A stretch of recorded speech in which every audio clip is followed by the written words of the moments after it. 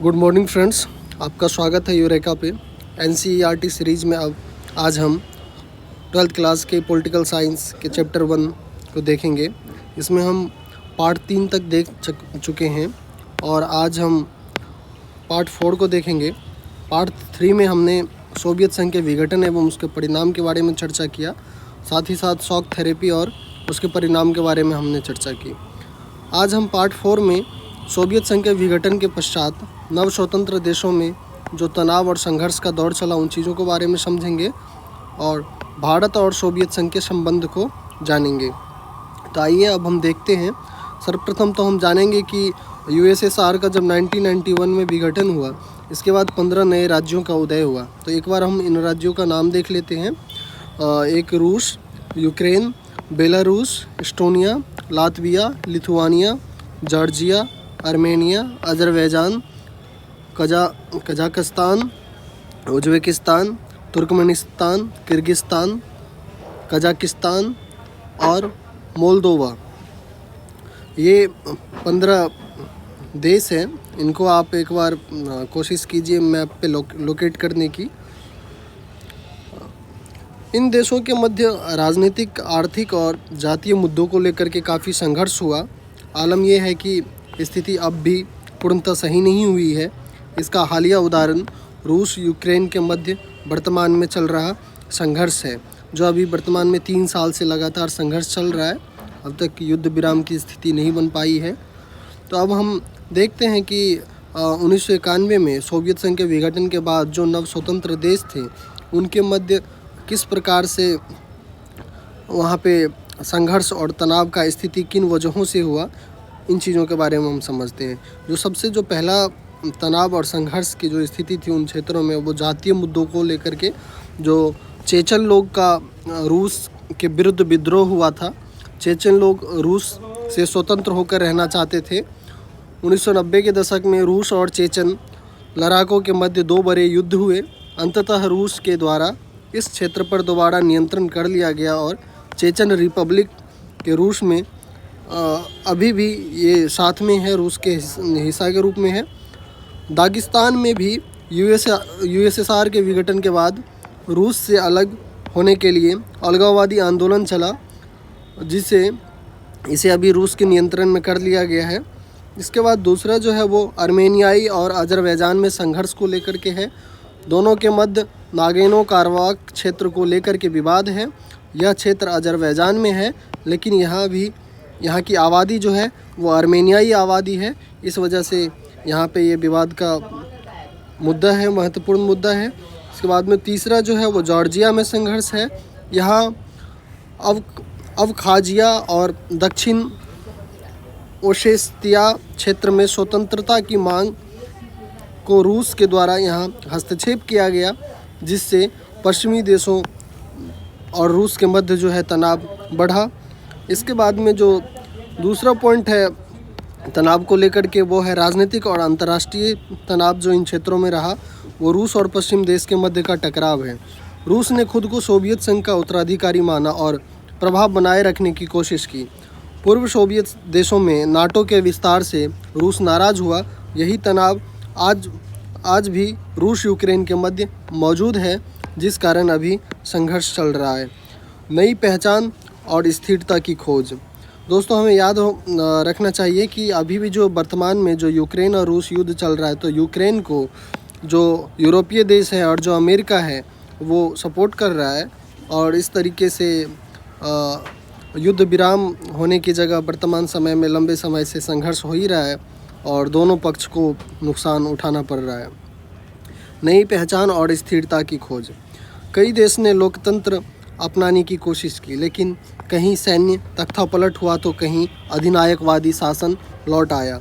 इन देशों में लोकतंत्र, मानवाधिकार और स्थिरता अभी भी चुनौती बनी हुई है। इसके बाद में जो नेक्स्ट है वो बाहरी ताकतों का प्रभाव इन देशों में किस प्रकार से रहा। मध्य एशियाई गणराज्य में पेट्रोलियम संसाधनों का विशाल भंडार है। इससे इन गणराज्य को लाभ तो हुआ, परंतु यह क्षेत्र इसी कारण बाहरी ताकतों और तेल कंपनियों के मध्य अखाड़ा बन गया।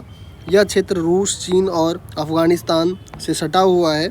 अमेरिका के द्वारा इराक और अफ़गानिस्तान युद्ध के समय इस क्षेत्र में कई सैन्य ठिकाना बनाया गया और इसका उपयोग किया गया अपने फ़ायदा के लिए।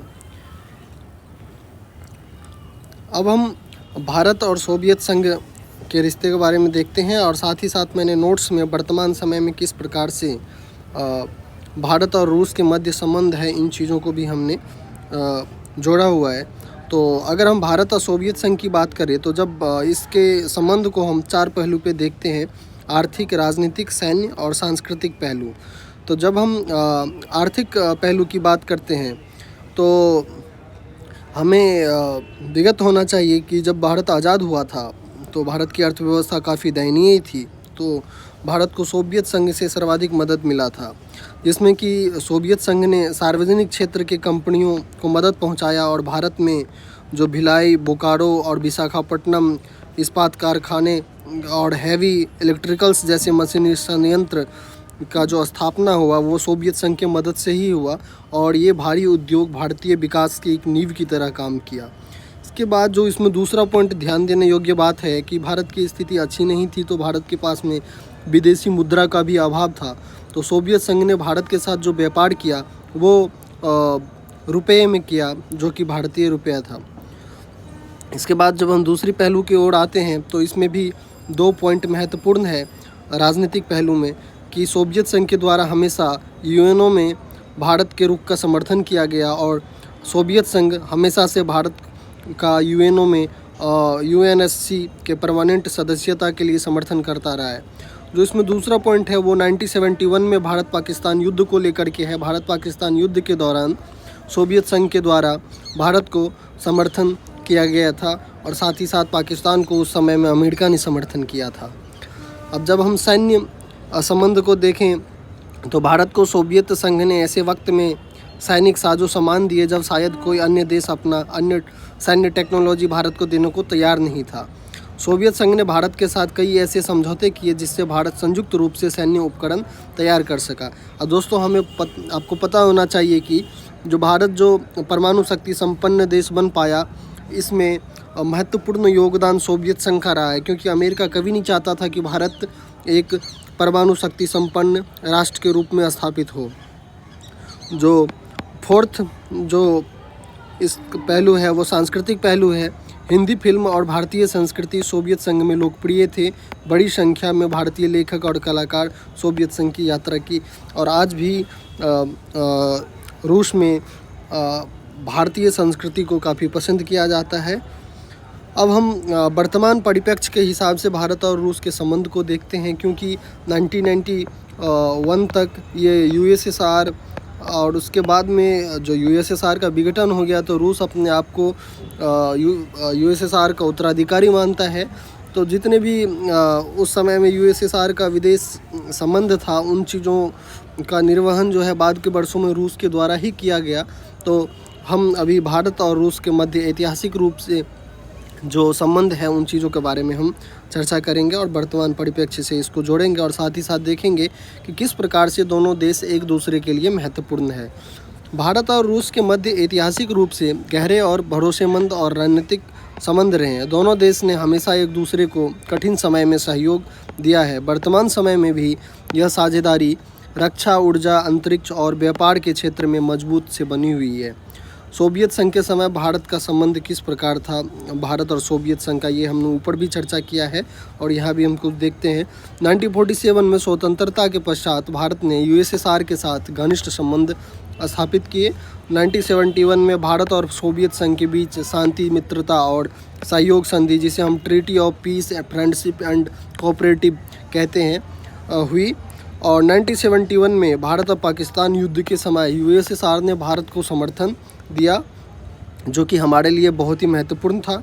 सोवियत संघ के विघटन के बाद रूस ने भारत के साथ पुराने संबंधों को जारी रखा और वर्तमान समय में भी भारत और रूस का संबंध बहुत ही बेहतर है। इन चीज़ों को हम अभी फिर से उन्हीं 4 पहलुओं के ऊपर में आ करके देखते हैं। तो सबसे पहले जो राजनीतिक संबंध है भारत और रूस के बीच में, उन चीज़ों को हम जानते हैं। भारत और रूस के मध्य नियमित उच्च स्तरीय वार्ता होती रहती है।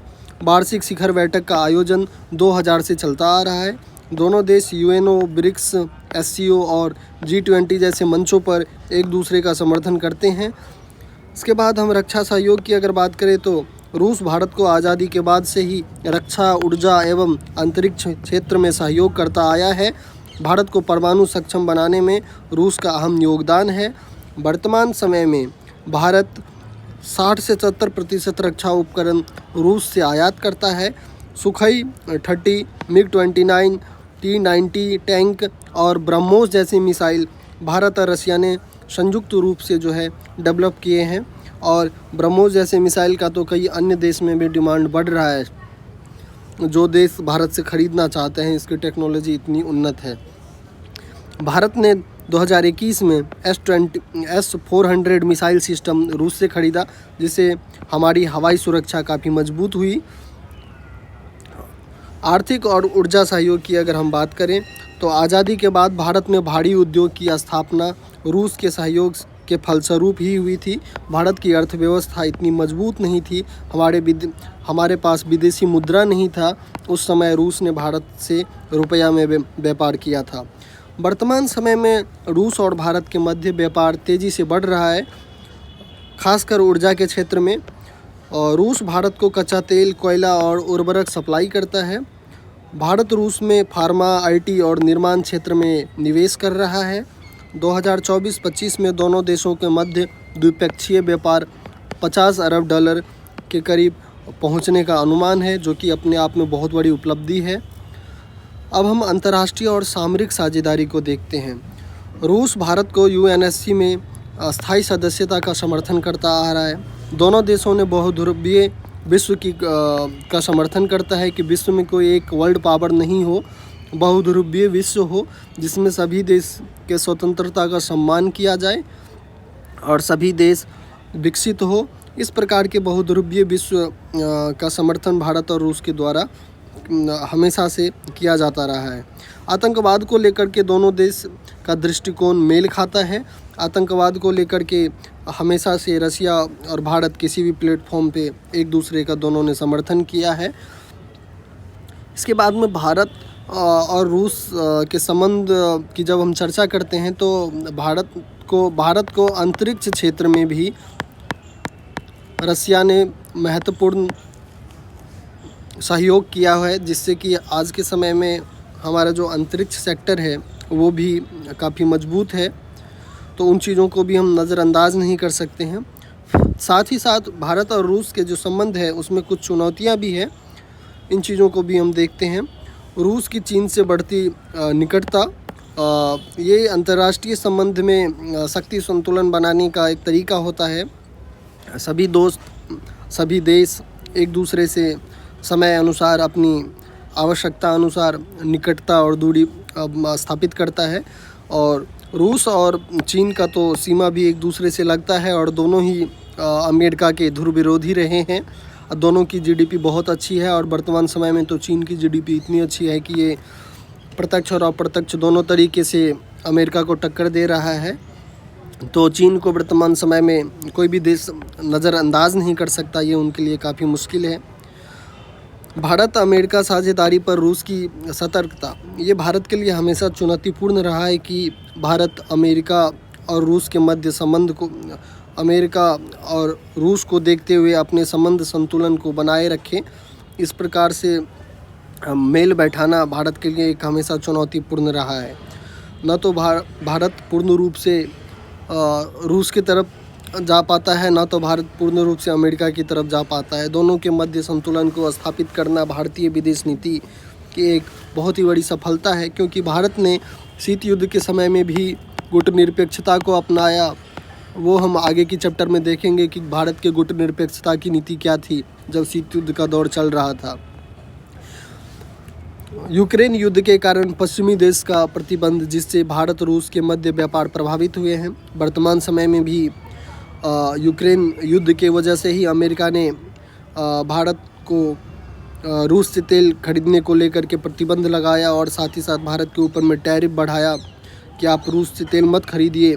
उनका मानना है कि अगर भारत रूस से तेल खरीदता है तो कहीं न कहीं भारत रूस और यूक्रेन के मध्य जो विवाद चल रहा है उसमें अप्रत्यक्ष रूप से रूस की सहायता कर रहा है। अब हम इसके निष्कर्ष को जानते हैं। भारत और रूस के संबंध सिर्फ राजनीतिक नहीं बल्कि दोस्ती और भरोसे पर आधारित है। दोनों देशों ने दशकों तक एक दूसरे का साथ दिया और भविष्य में भी ऊर्जा, रक्षा और विज्ञान और अंतरिक्ष के क्षेत्र में सहयोग और गहरा होगा। भारत रूस संबंध बदलते विश्व में स्थिरता और विश्व का प्रतीक है। वैसे हमें ब्रिटेन के पूर्व पीएम लॉर्ड पामस्टन का यह कथन याद रखना चाहिए कि अंतर्राष्ट्रीय संबंध में ना तो कोई अस्थायी मित्र होता है और ना ही अस्थायी शत्रु, केवल अस्थायी हित होते हैं। Thank you. अब हम ये चैप्टर, आज पहला चैप्टर ख़त्म हो गया 12th क्लास की पॉलिटिकल साइंस के एनसीईआरटी का। अब नेक्स्ट चैप्टर, हम सेकंड चैप्टर को लेकर के नेक्स्ट वीडियो में आएंगे। आप सबका बहुत बहुत धन्यवाद। आप वीडियो को पूरा देखिए और अगर आपको पसंद आ रहा है तो ये आप इन्हें और भी लोगों तक पहुंचाइए। धन्यवाद।